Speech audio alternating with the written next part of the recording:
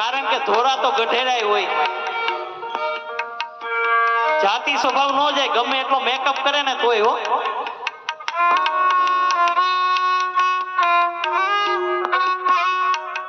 તમે તો ગામડાના હઈશો,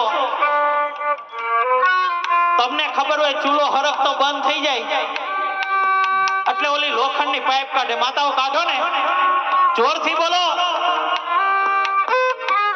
ઓલો ચૂલો હરખતો બંધ થાય, લોખંડની પાઇપ કાઢે હો.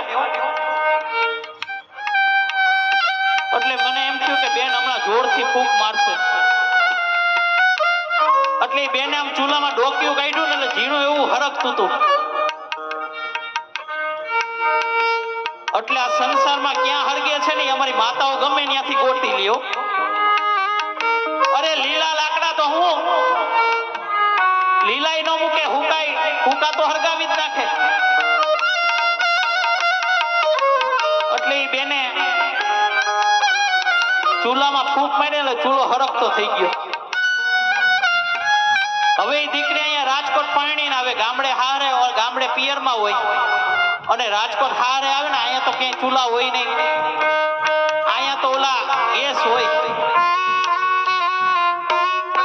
એટલે એના મમ્મીને ફોન કરી, મમ્મી અહીંયા ક્યાંય ચૂલા તો છે નહીં, મારે ફૂંક મારવી ક્યાં? મમ્મી અહીંયા ક્યાંય ચૂલા તો છે નહીં, મારે ફૂંક મારવી ક્યાં?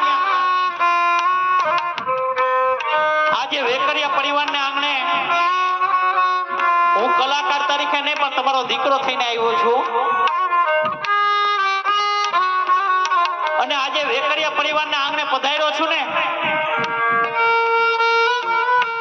ત્યારે મારી બાવળીઓને નમ્ર વિનંતી કે દીકરી જ્યાં સુધી પિયરમાં હોય ને ત્યાં સુધી જેમ શિખામણ દેવી ને એમ દઈ દેજો.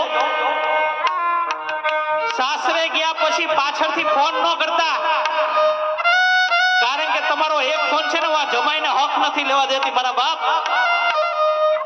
ત્યાં મહાભારત સર્જે.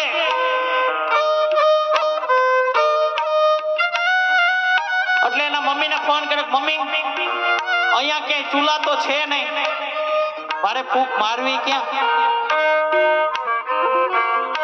એટલે એના મમ્મી કે બેટા દરરોજ ને દરરોજ ફૂંક કાઢી નાખવી હો.